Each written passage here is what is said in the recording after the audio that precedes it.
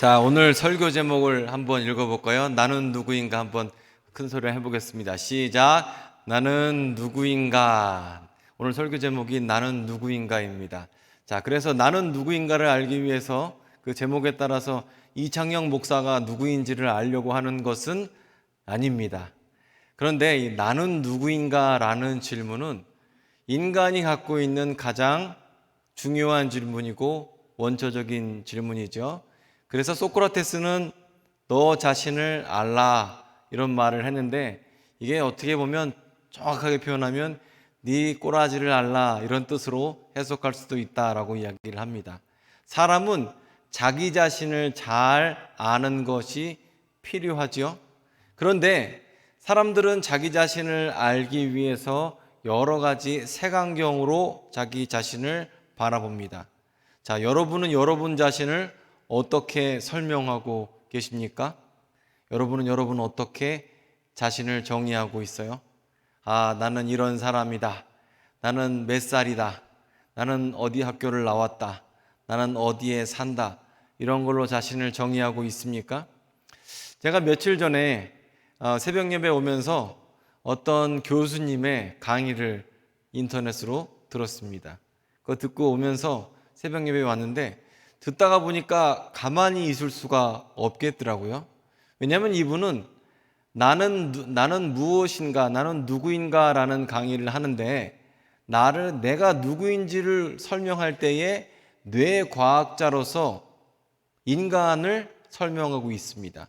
그런데 거기서 핵심이 뭐냐면 사람의 인생은 목적도 의미도 없다 이거예요. 이분은 철저하게 보니까 신은 없다, 어떤 추상적 형이상학적인 가치는 없다고 믿는 사람처럼 보입니다. 그렇기 때문에 세상에서 의미 같은 것은 없을 뿐더러 인간은 진화의 과정을 통해 지금까지 왔기 때문에 생존에 대한, 즉 우성 유전자를 남기기 위한 그 수단으로서만 존재하기 때문에 그 과정이 끝난, 즉 아기를 낳을 수 없는 사람은 자연 입장에서 볼 때 별로 의미가 없는 사람이라는 거예요. 그래서 이걸 다른 표현으로 자유함을 얻었다라고 표현을 하는 겁니다. 자, 그러니까 이 자리에 앉아 계신 분들 중에서 자녀를 생산할 수 없는 여성분과 남성분은 전혀 의미가 없다는 거예요. 제가 그 얘기를 듣고 있다가 아직 내가 의미가 있을까 없을까 살짝 고민이 됐지만 프라이버시 때문에 여러분에게 말씀하지 않겠습니다. 자, 그래서 거기에 따르면요, 인간의 의미가 무엇이냐면 그 과학자, 그 뇌과학자 그 교수님 실명을 밝혀드린 김대식 교수입니다. 강의 한번 들어보세요. 재밌습니다. 유명한 사람이더라고요. 이 교수님에 따르면, 이 카이스트 교수님에 따르면 인간은 어떻게 규정할 수 있냐면, 여러분이 여러분이다라고 생각하는 그 생각, 즉 뇌의 활동, 뇌의 화학적인 역할 때문에 내가 나다라고 생각을 한다는 거예요. 그런데 뇌과학 입장에서 볼 땐 내가 나라고 생각하는 것이 가짜일 수 있다는 겁니다. 자, 그러면서 몇 가지 예화를 드린 게, 여러분도 아마 텔레비전 광고에서 보셨을 겁니다. 2,000원짜리 커피, 4,000원짜리 커피가 있습니다. 똑같은 맥도널드 커피예요. 그리고 아주 혀가 민감하다고 여기는 여자분들에게 커피를 맛보라고 시켰습니다. 그랬더니 어떻게 나왔죠? 2,000원짜리 커피는요, 뭐 어떡하고요. 하지만 4,000원짜리 커피는 제가 맛이 민감함에도 불구하고 정말 뭐 설탕을 넣지 않고 시럽을 넣지 않아도 달콤하고 그냥 목 넘김도 좋고 향도 좋고, 근데 결국은 똑같은 커피였다라고 얘기하자 그 실험 대상자들이 굉장히 당황하는 그런 광고, 아마 여러분들 신문에, 광고에, 텔레비전에서 보셨을 겁니다. 이 우리의 뇌는요, 정확한 신호를 받는다고 하더라도 우리 마음대로 생각을 합니다. 그러니까 혀에서 전달되는 감각은 똑같죠. 2,000원짜리 커피나 4,000원짜리 커피나 똑같은 커피니까 가격표만 다르게 붙인 겁니다. 그럼에도 불구하고 사람은 가격표를 보면서 이것은 더 맛있다라고 여깁니다. 옛날에 신라시대 때 원효 대사가 인도로 여행을 가고 있었죠. 그런 날 밤에 잘 곳이 없어서 노숙을 하게 되었습니다. 밤에 자면서 목이 너무나 말랐던 거죠. 그래서 옆에 옆을 더듬어 보니까 옆에 바가지에 시원한 물이 한 바가지 물이 있었습니다. 그래서 이 물을 누가 떠났을까 궁금해하면서 밤에 그 물을 마셨죠. 그리고 다음날 아침에 일어나 보니까 여러분도 잘 아는 이야기죠. 사람 해골에 빗물이 고여 있었는데 토가 나올 정도로 정말 더러웠는데 밤에는 그것을 그렇게 시원하게 마셨다는 거예요. 왜 그러냐면 인간의 뇌, 우리의 생각은 세상의 모든 물건들을 사실로 바라보는 것이 아니라 우리 마음대로 취사 선택을 한다라고 이야기를 해요. 그러니까 여러분이 선택하는 모든 것들은 여러분 마음대로 하는 것이지 내 마음대로 해석하고 하는 거지 과학적인 사실이나 진리에 의해서 선택하지 않는다는 겁니다. 자, 그래서 제가 예전에 어떤 친구가 결혼할 때 자기 여자친구가 너무너무 예쁘다는 거예요. 제가 보니까 어때요? 하나도 안 예뻐요. 어떻게 저런 애들 데리고 왔을까 싶었어요. 근데 자기 자신은 너무 이쁘대요. 왜 그렇게 보일까요? 그것은 그 사람이 그렇게 좋게끔 여겨지게끔 돼 있는 거예요. 그냥 커피도 마찬가지고 나쁜 거는 그냥 나쁘게 어떻게 왜 그런지 과학자들이 모른다라고 이야기를 합니다. 또 다른 실험 얘기를 하면서 우리가 간질 환자들 같은 경우는 뇌 수술을 하거든요. 근데 이 좌뇌와 우뇌를 사이에 있는 연결 신경을 몇억 개를 잘라낸대요. 그러면 이 오른쪽 뇌와 왼쪽 뇌가 분리해서 생각을 한다고 합니다.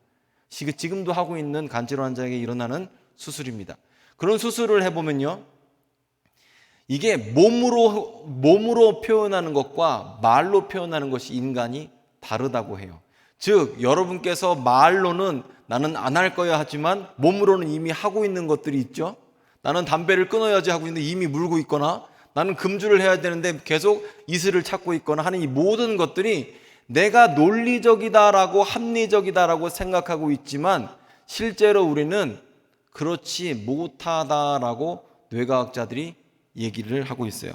그것을 구체적으로 설명을 하더라고요. 제가 이 말씀을 드리는 이유는 이 사람은 교수님은 인간을 설명할 때 이 머리, 뇌 이것에 의해서 그것의 기능에 의해서 우리의 모든 활동, 기분, 감정, 사랑, 진리에 대한 모든 것이 거기에 의해서 나오는 파생적인 기능으로 파생적인 역할로만 보고 있기 때문에 그래요. 그리고 그 사람 말을 들어보면 그럴듯해요. 그런데 제가 듣다가 여기에 대해서 성경적인 답을 할 필요가 있겠다 이런 생각을 했습니다. 왜냐하면 우리는 이 세상을 살면서 합리적이라고 생각하지만 비합리적으로 행동을 하고요. 우리가 우리 스스로 논리적으로 말하고 생각하고 움직인다고 하지만 전혀 그러지 못한 게 인간이죠. 자, 그렇기 때문에 우리가 이 땅을 살아가면서 왜 그런지를 모르고 살아가고 그냥 왜 그런지도 모르고 목적도 없고 의미도 없고 그냥 그렇게 재밌게 살으라는 거예요. 결론이 우연히 태어났으니 아버지의 몸에서 나온 사람의 씨가 수억 개 중에서 하나가 우연히 선택됐고 그리고 그런 사람들이 우리가 이 땅을 살다 우연히 죽으면 되니까 그러니까 좋은 거 좋게 살고 사랑하는 사람들과 행복하고 좋은 시간 보내면서 살면 된다. 이게 결론이었습니다. 자, 그래서 제가 그걸 듣고 있다. 이건 아니지 않는가라고 생각을 했습니다. 왜냐하면 사람은 밥만 먹고 못 살아요. 자, 우리는요, 지적인 모습이 있고 체력적인 모습이 있어요. 요 두 가지를 한마디로 얘기하면 소프트웨어가 있고 하드웨어가 있습니다. 이 하드웨어인 여러분의 뇌나 머리를 아무리 해부를 내고 쳐다봐도 거기서는 여러분의 의식을 담당하는 부분은 없습니다. 그렇다고 소프트웨어를 깊이 본다고 의식을 본다고 해서 여러분의 자신에 대한 모습을 알 수 있느냐? 그것도 알 수가 없습니다. 즉 지적인 부분과 즉 하드웨어와 소프트웨어를 아무리 본다고 해서 우리의 진정한 모습을 알 수가 없어요. 제가 세가족 공부를 하면 늘 하는 코스가 있어요. 1관가를 보게 되면 믿음에 대해서 가르치거든요. 그럼 그때 저는 우리 교회에 등록하신 분들에게 항상 그런 얘기를 합니다. 우리가 믿음을 말하기 전에 하나님이 진짜 계신가 안 계신가부터 알아봐야 되지 않느냐, 이렇게 질문을 합니다. 하나님이 있다고 가정하지 않고 없다고 가정하면서 생각을 해봐야 되는 것은 아니냐, 이렇게 질문을 합니다. 그러면 사람들이 그런 질문을 되게 좋아하시는 분들이 많아요. 그런데 제가 이런 질문을 하면서 여러 가지 이런 논리 전개를 하지만 어떤 분들한테는 이런 얘기를 하지 않습니다. 예를 들어서 어떤 분이 제가 이런 얘기, 신이 있는지 없는지에 대해서 먼저 생각해 봐야 되지 않겠습니까? 라고 제가 말을 했는데, 얘기를 하다가 그분이 저한테 이러는 거예요. 저는요, 성령 체험한 적이 있습니다. 저는 방언을 받았고요, 하나님께서 제 삶 가운데 은사를 주셨습니다. 이런 분들이 있습니다. 그러면 저는 더 이상 신이 있냐 없냐 얘기를 하지 않아요. 왜 그러냐면 그분은 경험을 했기 때문에 그래요. 자, 이 경험이라는 게 매우 중요한데요. 우리가 경험이라는 것을 통해서 세 가지를 제가 말씀을 드릴 거예요. 오늘 내용 조금 딱딱하지만 꼭 필요한 거니까 조금만 집중해 주십시오. 경험이란 게 왜 중요하냐면, 여러분, 자연과학도 관찰과 경험을 통해서 물이 0도씨에서 어는 것을, 일기야별 때 어는 것을 경험하고 그 경험을 모아서 우리는 원칙과 법칙을 발견해냅니다. 모든 물체는 땅에 떨어진다, 이 만류 인력의 법칙, 그리고 중력 가속도라는 것을, 그 원칙과 수치를 계산해내죠. 마찬가지로 자연과학도 관찰과 경험을 통해서 얻어내고요, 사회과학도 마찬가지입니다. 요즘 세대를 관찰해 보니까 MZ세대라고 하죠. 요즘 사람들은 정의와 공의와 정의와 공의를 추구하고 불합리한 것과 부조리를 미워한다. 이런 세대가 강하다. 이렇게 우리는 사회과학에서 원리를 밝혀냅니다. 그런데 이 자연과학과 사회과학만큼이나 신학도 똑같다는 거예요. 여러분께서 읽으시는 이 성경책은요, 철저하게 경험된 거예요. 어떤 사람에게, 누군가에게, 선지자에게 하나님께서 나타나셔서 하나님을 경험한 사람들, 그 사람들의 이야기가 바로 성경책입니다. 그런데 그 기록될 때에 하나님의 영감으로 되었다라고 우리가 인정을 하고 교회에서 인정을 한 책이 바로 성경이에요. 즉 무슨 얘기냐면, 여러분이 경험하고 있는 성령님이나 하나님에 대한 모든 이야기는 그 이야기를 모으면 일종의 법칙이 나오게 된다는 거예요. 그래서 그 법칙에서 벗어난 사람들을 여러분이 기가 막히게 찾아냅니다. 예를 들어서 어떤 목사님 설교를 어디서 봤어요. 그런데 들어보니까 어떤 사람은 설명을 못 하겠는데 너무 좋은 사람이 있죠. 그분 설교 너무 좋아, 은혜가 돼, 이런 사람이 있고, 어떤 사람은 설교를 딱 들으면 좀 뭔가 이상한데, 이런 느낌이 오는 게 있어요. 왜 그러냐면 여러분 안에 성령께서 계셔서 무엇이 다른 것인가를 알게끔 하세요. 그래서 여러분이 만약에 예수를 믿으면 지구 끝에 있는 사람들, 아마존 밀림에 있는 사람들이랑 똑같은 고백을 합니다. 예수님은 나의 주님이십니다. 예수님은 하나님의 아들이십니다. 하나님이십니다. 이런 고백을 드리게 돼요. 왜냐하면 신학이라는 것 자체도 이렇게 경험되어져서 모든 사람이 함께하는 공통 분모가 있기 때문에 그래요. 자, 그래서 우리가 살고 있는 세상에는 무엇이 있냐면 소프트웨어와 하드웨어가 있고, 즉 우리가 알고 있는 생각하는 이 생각구, 또 생각을 감싸고 있는 이 틀, 우리의 육신이 있어요. 그리고 이 두 개를 더 넘어서 영성과 영혼에 대한 게 우리가 포함하고 있어요. 그런데 보통 뇌과학자나 이런 사람들은 영혼 자체를 인정하지 않죠. 단순히 뇌에서 일어나는 화학작용을 영혼이다, 의식이다 라고 생각하는 경우가 많이 있습니다. 이 뇌과학자들은 아주 극단적으로 두 파트인데요. 하나는 의식이 먼저다, 또 하나는 이 하드웨어가 먼저다라고 주장하는 경우가 있습니다. 자, 그러면 오늘 이야기를 하면서 제가 2부 때도 설교를 하면서 참 어려웠어요. 왜냐하면 이 논리적인 것들을 좋아하시는 분들은 오늘 설교가 너무 재밌었대요. 근데 나는 성령 체험했고 은혜만 받으면 돼 라고 생각하시는 분들은 너무 재미가 없는 거예요. 하지만 여러분, 그럼에도 불구하고 오늘 이런 게 필요한 이유는 세상 사람들은 자신의 생각으로 그리스도인들을 정의하기 때문에 그래요. 자기 생각에는 뇌과학자의 의견에 따라서 나는 영혼이 없다고 믿는다. 단순히 세상의 모든 진리나 이런 것은 머릿속에서는 일어나는 공통된 함의된 어떤 화학작용이다 라고 정의하는 경우가 있기 때문에 그렇죠. 자, 그러면 우리가 이렇게 우리가 뇌를 갖고 있고 사회활동을 하고 있고 공통된 함의 분모가 있는데 우리는 어떤 세상에 살고 있냐면 우리가 살고 있는 세상은 한 사람 한 사람을 존중하는 세상 가운데에 살고 있습니다. 그런데 이 한 사람 한 사람을 존중하는 가치는 민주주의의 가치는 어디에서 나오냐면 성경에서 나오게 된다는 거예요. 이게 굉장한 아이러니입니다. 우리가 과학이 발달하면 발달할수록 하는 얘기가 뭐예요? 인간은 동물과 별로 다르지 않다, 비슷하다라고 얘기를 해요. 왜냐면 분해해 보면 단백질이고 그 다음에 다 비슷비슷하다는 거예요. 그런데 인간의 존엄성을 인정하는 민주주의 사회에서 우리가 살고 있는데 그 민주주의의 가치는 어디에서 오냐면 한 사람이 귀한 이유는 그 한 사람이 예수께서 십자가에서 죽으시고 몸짓고 피 흘려서 구하신 그 영혼으로서 가치이기 때문에 한 영혼이 귀한 거예요.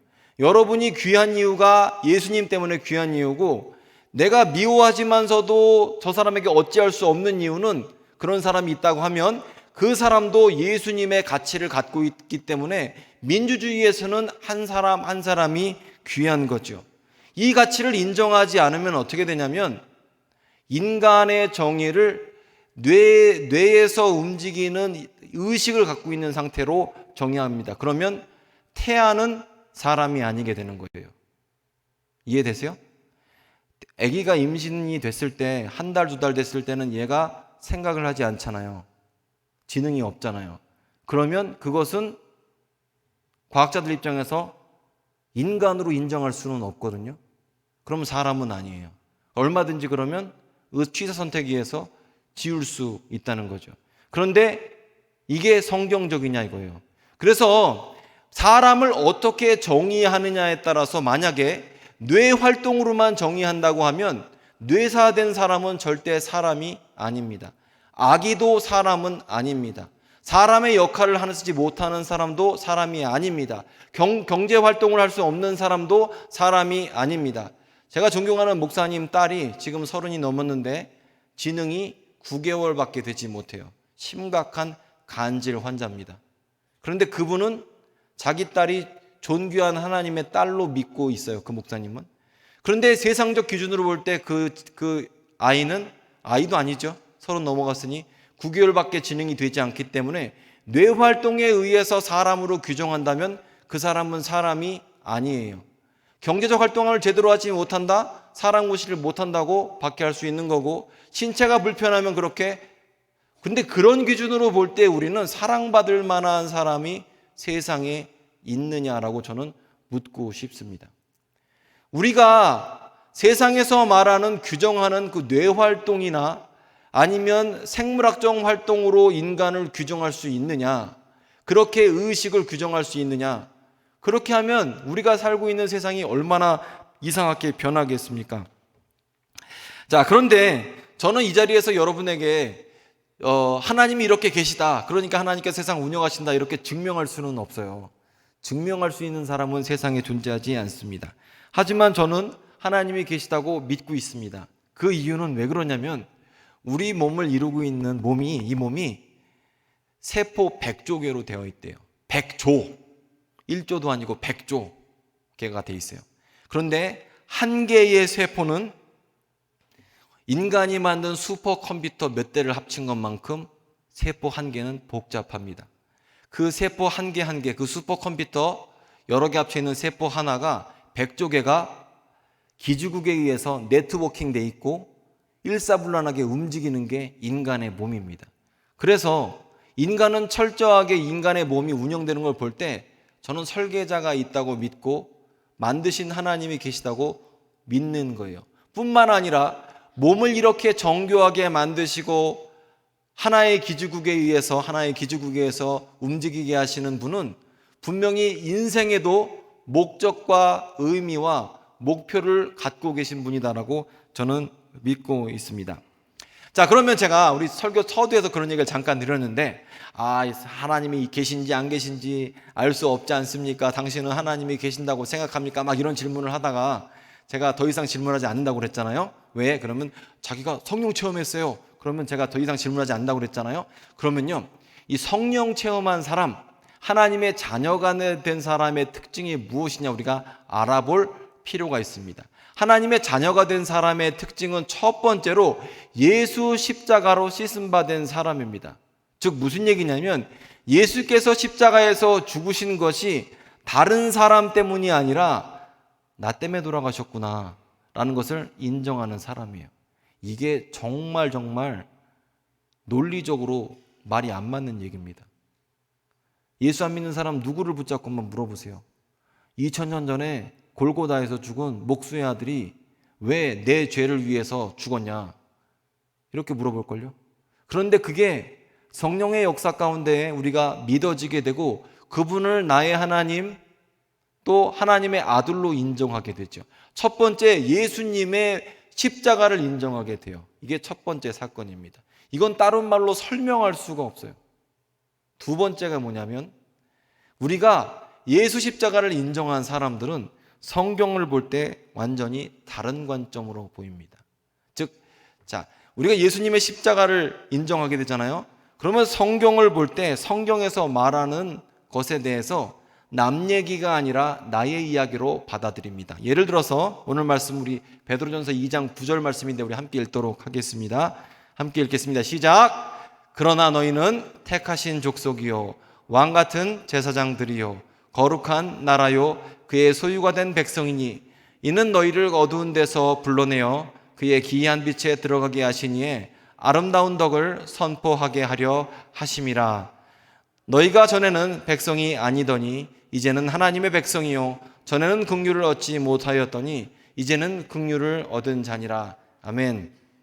자, 우리가 예수 십자가를 믿으면 어떤 일이 벌어지게 되냐면 나 자신을 규정하는 말들이 있어요. 예를 들어서 예전에는 나는 뇌의 화학적인 작용에 의해서 그렇게 생각을 하는 사람이야. 나는 돈을 얼마를 버는 사람이야. 나는 키가 얼마인 사람이야. 나는 나이가 얼마야. 나는 고향이 어디야. 이런 식으로 세상을 살아가면서 자신을 규정하다가 예수 십자가를 믿고 나서는 나 자신을 어떻게 규정하냐면 2장 9절 말씀처럼 나는 왕 같은 제사장이구나. 나는 하나님의 백성이구나 라고 자연스럽게 인정하게 되는 거예요. 그래서 세상 사람들이 뭐라고 하든지 말든지 간에 나는 존귀한 자다 이렇게 스스로 말할 수 있는 거죠. 제가 예전에 이제 부부싸움을 하고 나서 아직도 인상 깊은 게 있어서 여러분에게 한번 소개를 드리고 싶습니다. 부부싸움을 하면 여러분 부부싸움 다 하시죠? 저도 부부싸움을 하는데 뭐 많이 하는 주도 있고 좀 덜 하는 주도 있고 그래요.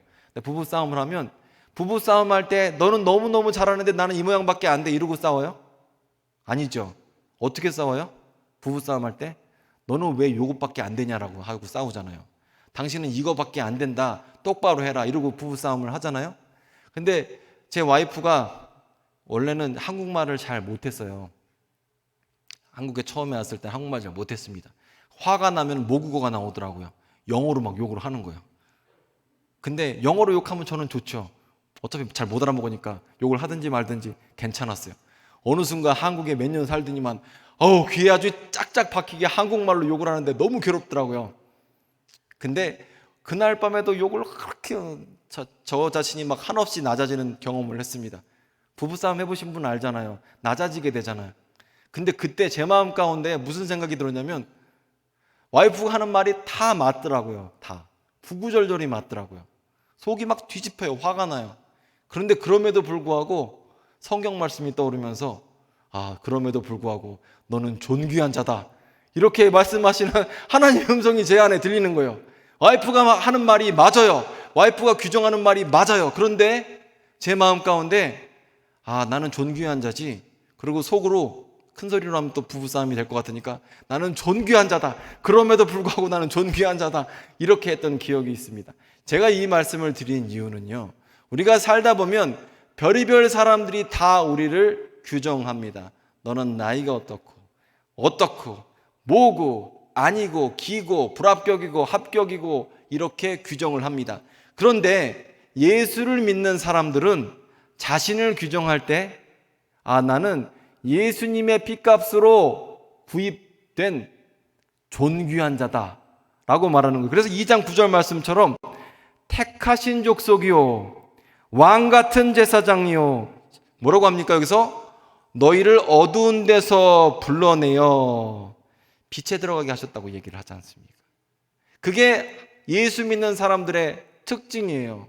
세상 사람들이 어떻게 우리를 규정하든지 관계없이 우리를 불러내신 성령으로 말미암아 내 안에서 나를 규정할 때 나는 존귀한 자라는 거예요.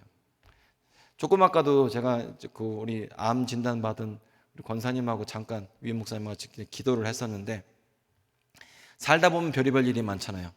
아플 일도 많고 자식 문제도 있고 경제적인 문제도 있고 여러 가지 문제가 많잖아요. 근데 이분은 병 때문에 오셨어요. 병 때문에 오시면요, 정말 제가 항상 요절을 숙제를 내드려요. 그 이유는 자기 자신을 그렇게 괴롭힌단 말이에요. 몸이 아프면 너 옛날에 잘못한 거 있었지 뭐부터 해갖고 그렇게 자기 자신을 학대하고 괴롭혀요. 그리고 치료 방법을 본다고 인터넷을 뒤져보는데 그게 결코 희망적이지 않습니다. 그래서 저는 아프신 분들한테 항상 보통은 요절을 보냅니다. 그리고 숙제 검사한다고 협박을 하죠. 꼭 외우라고 합니다.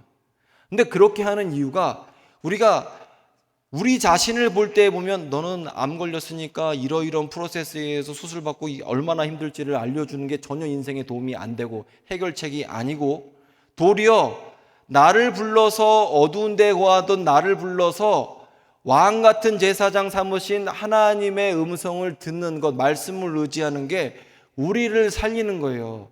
의사가 우리의 생명을 주관하지 않습니다. 하나님께서 우리의 생명을 주관하시거든요. 경제적인 지표가 우리의 가정을 책임지지 않아요. 하나님이 우리의 가정을 책임지시거든요. 그렇기 때문에 예수 믿는 사람의 특징은 뭐냐면 세상의 음성이 아닌 하나님의 말씀이 더 잘 들어오게끔 되어 있습니다. 자, 이사야서 43장 1절부터 3절 우리 함께 읽도록 하겠습니다. 시작. 야곱아, 너를 창조하신 여호와께서 지금 말씀하시느니라. 잠깐만요. 야곱아라고 하잖아요.